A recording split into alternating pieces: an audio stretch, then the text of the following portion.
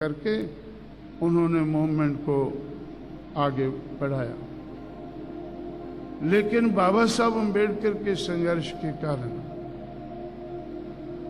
फुले शाहू अम्बेडकर के संघर्ष के कारण इस समाज में स्ट्रेंथ पैदा हुई है। इस समाज में स्ट्रेंथ पैदा हुई है, लेकिन बिखरी हुई है। अगर इस बिखरी हुई स्ट्रेंथ को इकट्ठा किया जाए तो N into D into S is equal to change, तो हम चेंज की तरफ बड़ी तेजी से आगे बढ़ सकते हैं।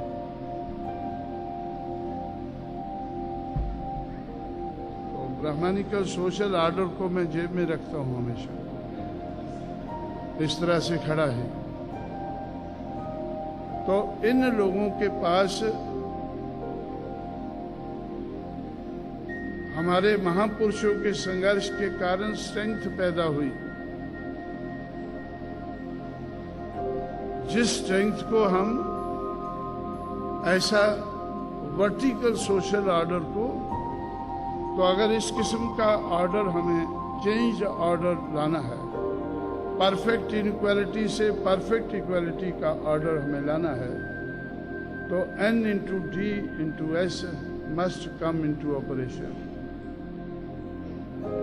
N स्टैंड्स फॉर नीड,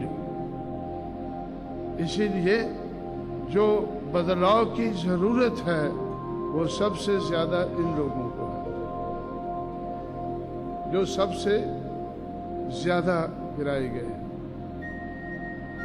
इसलिए जब मैं बहुजन समाज बनाता हूं तो इधर से ऊपर को जाता हूं, इधर से नीचे से ऊपर को ग्रेजुअली हम जाते हैं।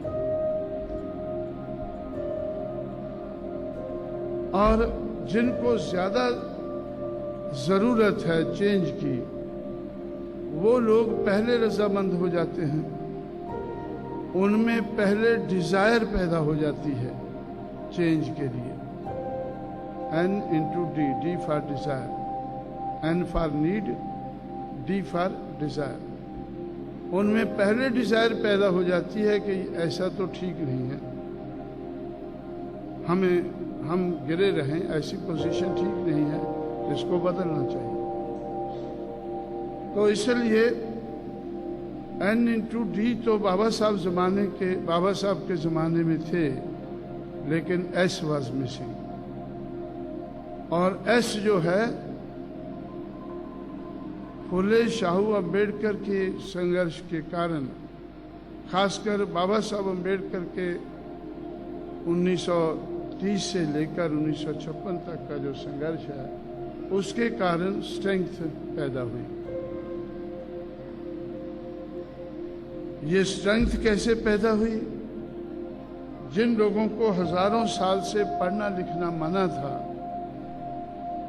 वो मनाही दूर हुई इन लोगों के संघर्ष के कारण। और पहले मनाही दूर हुई, फिर इनको पढ़ने लिखने का मौका मिलने लगा।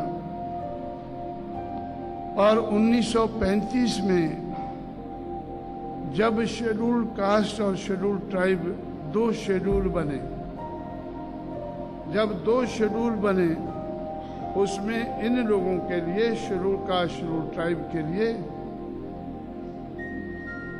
स्पेशल कोशिश हुई अंग्रेजों के राज में इनकी गिरावट को दूर करने के लिए। 1935 के इंडिया एक्ट के बाद 1935 का जो संविधान बना, उस संविधान में दो शेड्यूल रखे गए, और उनके आधार पर 1935 के बाद पढ़ाई लिखाई के मामले में इनके बारे में ज्यादा सोचा गया। और आरक्षण के मामले में भी सोचा गया।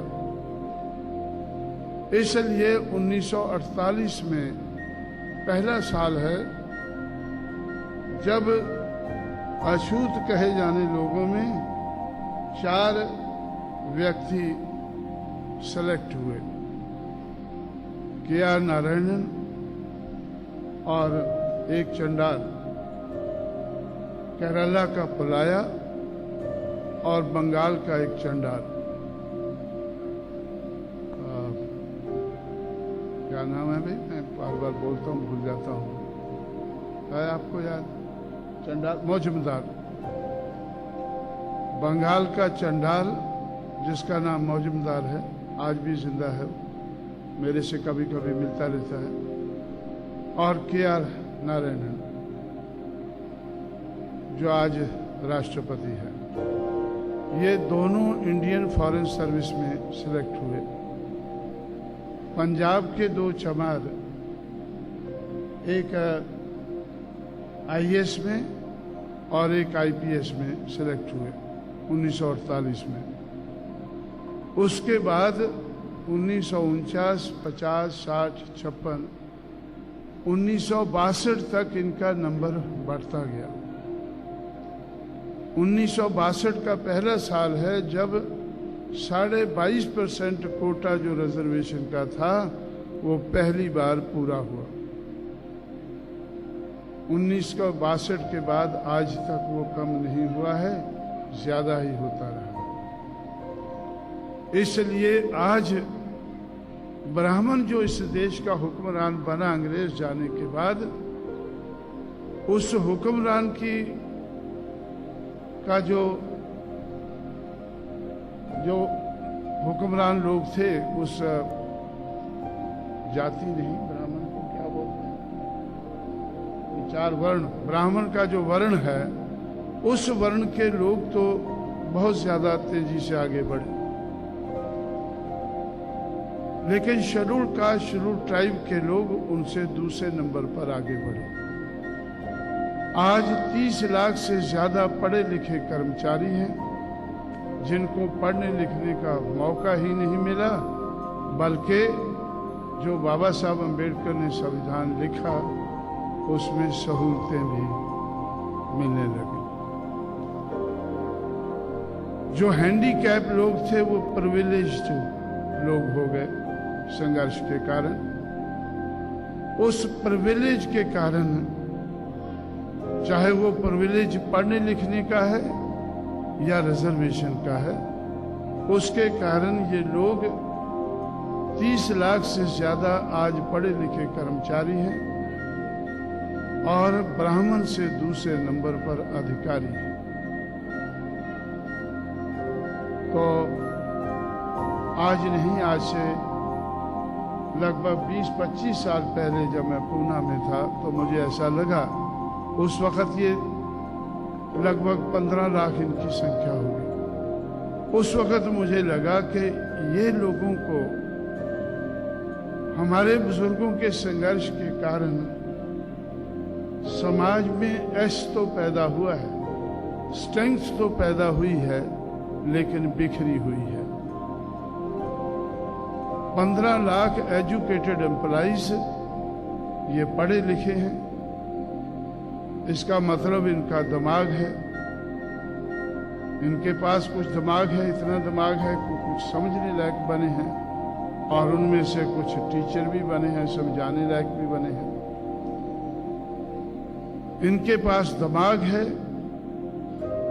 और मैं जब कभी दिल्ली जाता था तो दिल्ली में मुझे 2 डायरेक्टर मिलते थे जो प्लानिंग कमीशन में शेड्यूल कास्ट के थे, डायरेक्टर थे प्लानिंग कमीशन में। तो उनसे मैं मिलकर सोचता था, और सोचते सोचते मैं उनसे कहने लगा कि भाई आप लोगों के पास हुनर है, आप लोगों के पास बहुत डेटा है, बहुत हुनर है, और उस हुनर का इस्तेमाल करके आप देश के लिए प्लानिंग बनाते हैं। लेकिन आप जिस समाज से पैदा हुए हैं और ऊपर उठे हैं,